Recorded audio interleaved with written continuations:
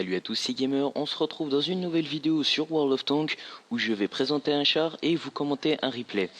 Donc aujourd'hui on va commenter l'IS-3, char niveau 8 lourd de l'arbre technologique soviétique, donc piloté par Fora Brioche du clan DTC.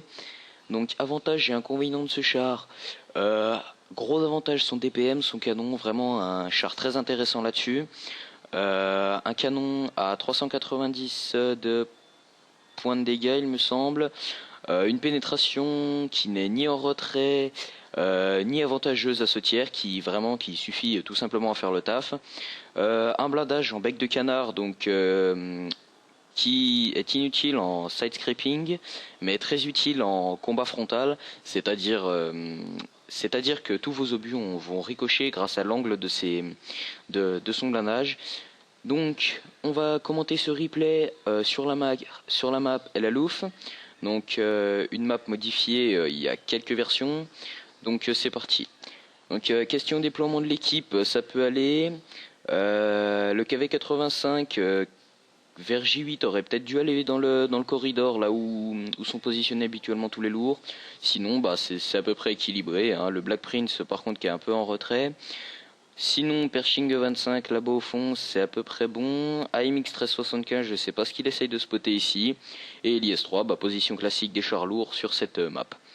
Donc là il part sur sa droite, je sais pas si qu'est-ce qu'il cherche à faire. Est-ce qu'il cherche à se mettre en position de hold-on et puis d'essayer de spotter et puis de tirer un peu sur les ennemis qui vont arriver? Peut-être bien, c'est même sûr. C'est même sûr. Allez, blam, petit IS-6. Blam, le bas de caisse, ça passe. T29 qui arrive juste derrière. Attention là-haut. S'il peut remettre un tir dans le... Ouais, non, le T29, ça va passer. Blam. Faire attention à l'IS-3 là-haut. KV4 qui risquerait de passer. Non, il y a le Tigre 2 qui passe par là-bas. KV3. Non, yes. Blam. Allez, en moins de 2 minutes déjà à 1131 dégâts, c'est déjà bien. T29 ou KV3. KV3, attention. Blam. Tac, attention, ils sont en train de se gêner avec le super Pershing. Donc autre inconvénient de l'IS-3, ça a son élévation des pressions qui est vraiment pas top. Ça vous permettra pas de faire des folies dans un terrain un peu accidenté ou autre. Ça fera le taf en ville ou dans des terrains comme ça pour le hold-on, mais sinon voilà. Le ricochet sur la tourelle du KV3 c'est fatal. Cette tourelle c'est vraiment un calvaire à pénétrer. Le T29, allez, blam, ça passe. Ouais, faut faire gaffe au lourd là-haut parce que je sens que s'il passe ça va faire très très mal. L'IS-6 qui back.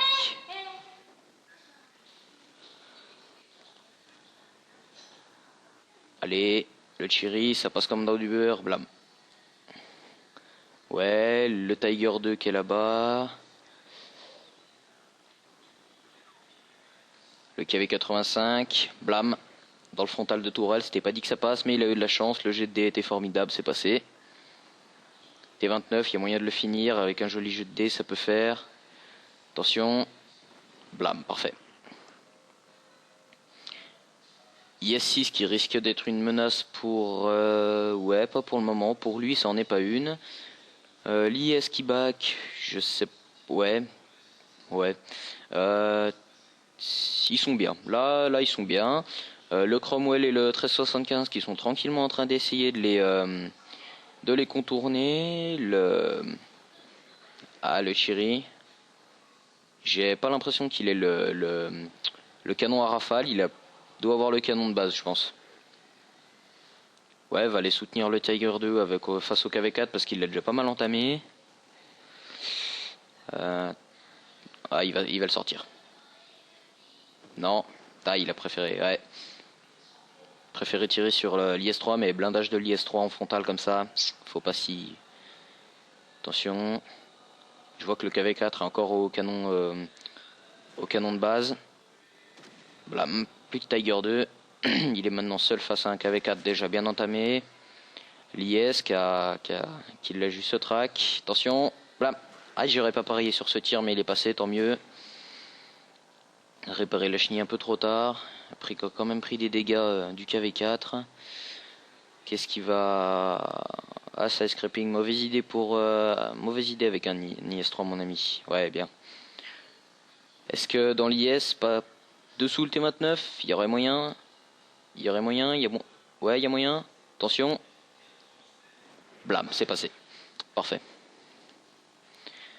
Parfait. Là, s'il y aurait moyen de sortir le KV4, ce serait déjà une belle plaie enlevée. Là, allez. Ah, bien T29. Donc, l'IS, il est sorti. Plus d'IS. Ça, c'est fait. Par contre, là, sur leur base, ils sont totalement à poil. Faut vraiment qu'ils fassent attention et qu'ils back au plus vite ou que le 25 à la base fasse quelque chose. Enfin, là, ça va pas le faire. Là, ça va pas jouer. Va falloir qu'il y en ait 2-3 qui back, voire que toute l'équipe. Ouais, E25, le deuxième E25 qui vient de se faire sortir. Ouais. Il y a que l'IS-3 LT-34 1 qui back, je sais pas si ça va suffire. Il y a Tiger 2, Bulldog, E25 là. À la base ennemie, il y a le Black Prince, Nashor, mais E25, ouais, ça devrait faire. Ça devrait jouer. Je pense que... Ouais, bah déjà le Tiger 2 est plus une menace. Ouais, Black Prince, ça devrait pas en être une. Le 25 à 6 kills, ça devrait. Il a fait le taf d'un côté de la map, donc faut quand même s'en méfier.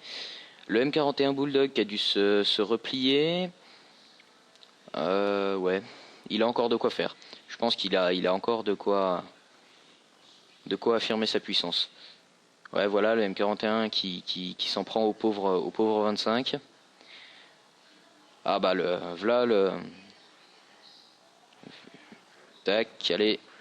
Ah, jeu de dés un peu merdique, là c'était pas fameux.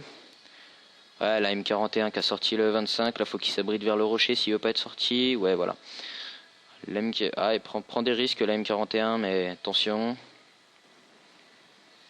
Ouais, je sais pas ce que vous avez essayé de faire, monsieur IS-3. Il lui reste 2 obus AP, en APCR il est à 6, ça va le faire. Black Prince et Nashorm qui font du bon travail pour le moment, ça se joue à bien. Le T26E4 devrait théoriquement remporter, mais ils font quand même du beau taf là à deux, ils se supportent pas mal. Ouais, bah non, c'est bon, le Nashorm est mort. Le T26E4 fait du joli taf. L'IS-3 va sortir le M41. Si c'est pas déjà replié, attention. Ouais, il est là, blam. Ça, c'est fait. Allez chercher le E25. Je sais pas s'il peut la voir de là, non. E25 sorti, Nashorm sorti, blam. Jolie bataille.